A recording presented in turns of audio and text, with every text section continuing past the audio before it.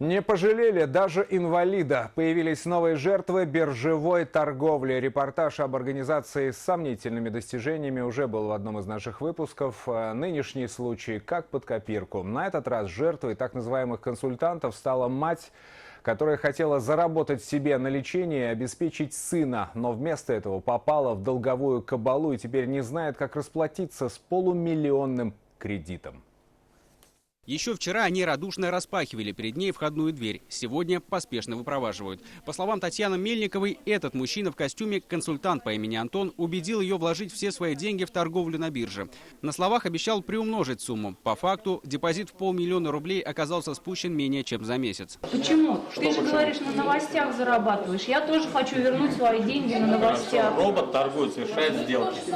Это фирма, он сам совершает сделки. А я тебя нанимала. Ты мне как про робота ничего не говорил. Деньги. Как мне их вернуть? Отдать банк кредит. Татьяна – инвалид третьей группы, в одиночку воспитывающая сына. Живут в селе Архангельское. Единственный доход – пособие в 9 000 рублей. Поэтому, когда из некой фирмы позвонили и рассказали о якобы выигранных $100, не задумываясь, пришла за деньгами. В конторе объяснили, потратить их можно только на виртуальной бирже. Тут же предложили бесплатные уроки, как правильно торговать, и даже обучили азам сына. $45 – это прибыль. Ну, в плюсе, которая зашла.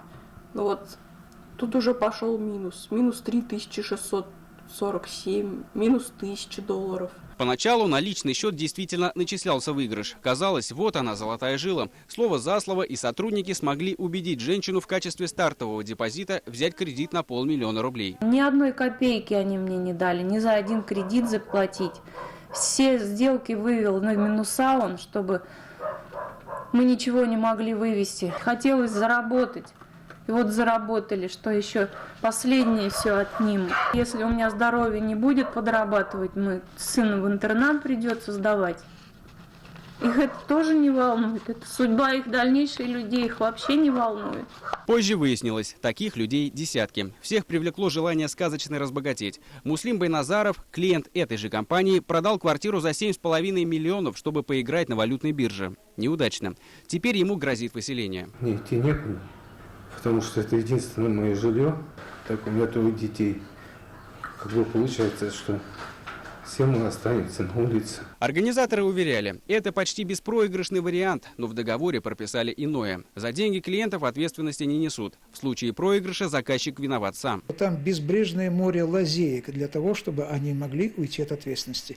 Тем более, что любая деятельность на биржевом рынке никогда не гарантирует успех. Это классический случай, как в поездные карточные шулеры. Тебе дадут выиграть раз, понемножечку, дадут выиграть 2, потом ты из этого купе выйдешь без штанов, если вообще оттуда выйдешь. Если что-то сверху упало, 33 раза подумайте. Не понимаешь сам, спроси того, кто понимает. Эксперты добавляют, это лотерея с билетом в один конец. Привлечь к ответственности сотрудников таких компаний крайне трудно. Ведь фактически люди сами несли деньги и подписывали договоры добровольно. Прежде чем связываться с сомнительными организациями, нужно внимательно изучить не только лицензию компании, но хотя бы посмотреть отзывы в интернете. Артур Шамсудинов, Ильнур Имагулов и Азат Тузбеков. Новости.